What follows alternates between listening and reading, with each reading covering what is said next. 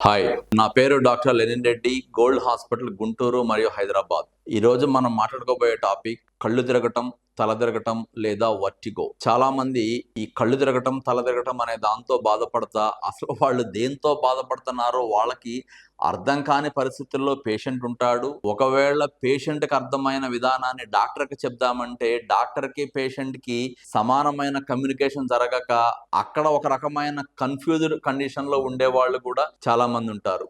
ఎందుకంటే ఇది కొద్ది మందికి తల తిరుగుతున్నట్లుగా, కొద్ది మంది కళ్ళు తిరుగుతున్నట్లుగా, కొద్ది మందికి వాళ్ళలో వాళ్ళే తిరుగుతున్నట్లుగా, ఇంకొంతమంది వాళ్ళ చుట్టూ ఉన్న వాతావరణం తిరుగుతున్నట్లుగా, కొంతమంది వాళ్ళు నడుస్తుంటే పక్కన ఏదో నడుస్తున్నట్లుగా, కొంతమంది పడుకుని పైకి చూస్తే సీలింగ్ అంతా గిరగిరా గిరగిరా తిరిగిపోతున్నట్లుగా రకరకాలుగా ఉంటుంది. చెవి లోపల ఒక శబ్దం లాగా వచ్చి ఇలా ఉండేవాళ్ళు ఉంటారు. ఇవి లేకుండా చెవిలో శబ్దం వచ్చేవాళ్ళు ఉంటారు.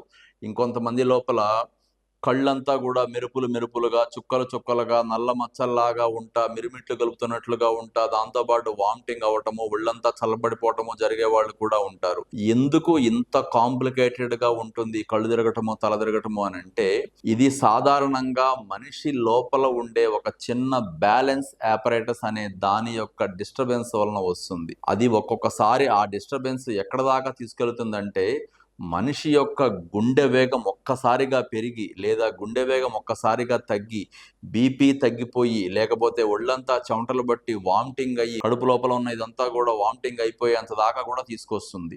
సాధారణంగా దీన్ని మనం వర్టిగో అని, కళ్ళు తిరగటం అని, తల తిరగటం అని అంటంతో పాటుగా దీని వెనకమాల ఉన్న కారణాన్ని కూడా బలంగా చాలా లోతుగా వెళ్ళి చూడాల. చాలా మంది ఏంటంటే ఒక పారాసిటమాల్ ఎట్లయితే మనం జ్వరానికి సంబంధించి వైద్యం కావాలనుకున్నప్పుడు మొదటి రోజున, రెండో రోజున డాక్టర్ దగ్గరికి వెళ్లకుండా సొంతంగా ఒక షాప్ కి వెళ్లి పారాసిటమాల్ బిళ్ళో లేకపోతే ఇంకో రకమైన టాబ్లెట్ తెలిసిన వాళ్ళు ఎవరన్నా చెప్తే వేసుకుంటాము. చాలా మంది దీనికి కూడా కొన్ని రకాల మందులు ఉంటాయి. అలాంటి మందులు వేసుకోవడం ద్వారా తాత్కాలికంగా దీన్ని కొంత తగ్గించుకోగలుగుతారు. అప్పటికప్పుడే కాస్త తగ్గినట్లు అనిపిస్తుంది, కానీ అది ఒక ఉపశమనపు వైద్యం మాత్రమే. అలా తగ్గించుకున్నా సరే తరువాత కాలంలో దీని లోపల ఉన్న కారణము ఆ నరానికి సంబంధించిన బ్యాలెన్స్ పరికరం నుంచి మెదడుకు వెళ్లే సిగ్నల్స్ సక్రమంగా వెళ్ళకపోవటము, చెవులో ఉండే నీరేదన్నా కొంత డిస్టర్బ్ అవటము, చెవులో ఉండే 3 ఎముకలు ఇంకస్, మెలియస్, స్టేపిస్ అనే వాటి చుట్టూ ఉన్న కొన్ని రకాలైన రసాయనాలు ఉండకూడనివి ఎక్కువ, ఉండాల్సినవి తక్కువగా ఉండటము, అలా జరిగే క్రమంలో తర్వాత కాలంలో దీని యొక్క తీవ్రత పెరుగుతా ఒక్కొక్కసారి అసలు మనిషిని పడేసినట్లుగా నిజంగా పడిపోయే వాళ్ళు కూడా ఉంటారు. అలా పడిపోవడం ద్వారా తలకి దెబ్బ తగలటమో, మెడకి దెబ్బ తగలటమో, నడుముకో, వెన్నుపోసుకో దెబ్బ తగిలి జీవితాంతం మంచంలో ఉన్న వాళ్ళు కూడా చాలా మందిని మనం చూస్తూనే ఉంటాం. అందువలన మీలో ఎవరన్నా లేదా మీకు తెలిసిన వాళ్ళు ఎవరన్నా వర్టిగోతో గనక కళ్ళు తిరగటం, తల తిరగటం, తూలినట్లుగా, మనిషిని ఏదో తోసేసినట్లుగా, గిరగిరా తిరుగుతున్నట్లుగా, వాళ్ళ చుట్టూ ఉన్న భూమంతా కదిలిపోతున్నట్లుగా అలా గనక ఉండటం జరుగుతుంటే ఇది ఒక జబ్బుకి సంబంధించిన సంకేతం అని తెలుసుకోండి.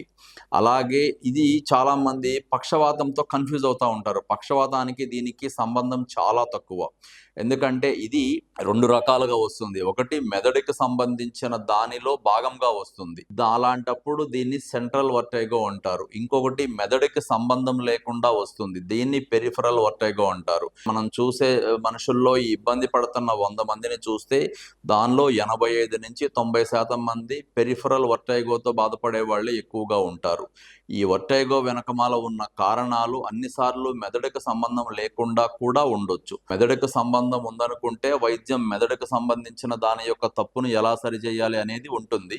మెదడుకు సంబంధం లేకపోతే మాత్రం వాళ్లకున్న BP, sugar, thyroid, sodium, potassium, calcium, magnesium, అలాగే కొన్ని రకాలైన హార్మోన్లు, వాటితో పాటు గుండె కొట్టుకునే వేగము, ఊపిరితిత్తులకు సంబంధించిన నెమ్మేదన్నా ఉందా, అలాగే దాంతోపాటు ఇంకేదన్నా గతంలో వాళ్ళు వాడకూడని, వాళ్ళ శరీరానికి సరిపడని మందులేమన్నా వాడుతున్నారా కూడా ఆలోచించాల్సిన అవసరం ఉంటుంది. ఇంకొంతమంది లోపల ఈ వర్టిగో అనేది కొన్ని రకాలైన ఇన్ఫెక్షన్స్ వలన వస్తుంది. అలాంటి ఇన్ఫెక్షన్స్ ను కూడా మనం అరికట్టిన దాని ప్రకారంగా ఇన్ఫెక్షన్స్ మళ్ళీ రాకుండా చూడాల్సిన ఇది కూడా వైద్యంలో భాగం భాగమే ఉంటుంది.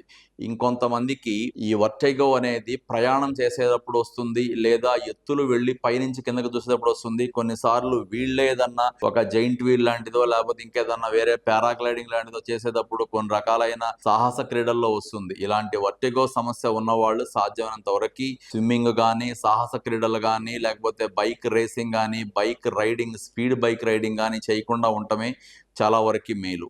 కొద్దిమందికి ఈ వర్టిగో అనేది పెద్ద పెద్ద శబ్దాలు విన్నప్పుడు ట్రిగ్గరింగ్ వర్టిగో అంటారు, లేదా ఒక రకమైన డిస్టర్బెన్స్ వాతావరణంలో ఉన్నప్పుడు, లేదా విపరీతమైన చెమట బట్టి దాంతోపాటు మనిషి పెద్ద పెద్ద లైటింగ్తో పనిచేసే వాళ్ళలో కూడా కొంత ఇలాంటి సమస్యలు ఎదుర్కొన్నట్లుగా మనం చూస్తూ ఉంటాము. సో మీలో ఎవరన్నా వర్టిగో కనుక ఉంటే ఫస్ట్ వర్టిగో వెనకమాల ఉన్న కారణాన్ని తెలుసుకోవడానికి ట్రై చేయండి. ఇక్కడ ఇంకొక చిన్న బాధాకరమైన విషయం ఏంటంటే ఈ వర్టిగో అనేది అందరిలోనూ 100% తగ్గుతుంది అని కూడా ఖచ్చితంగా చెప్పలేము.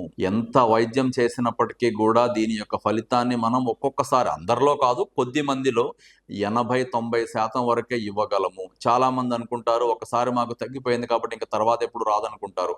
అది కూడా కరెక్ట్ కాదు.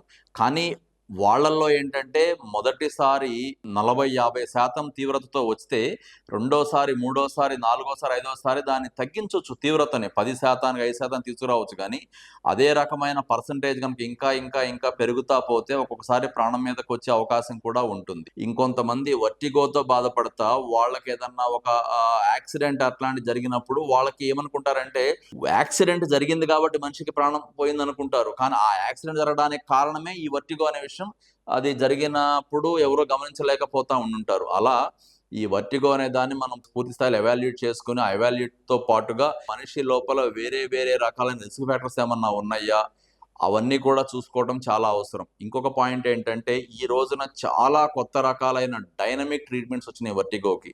వర్టిగోని 100% నయం చేయలేకపోవచ్చు అనేది ఒక ఆర్గ్యుమెంట్ నడుస్తానే ఉంది.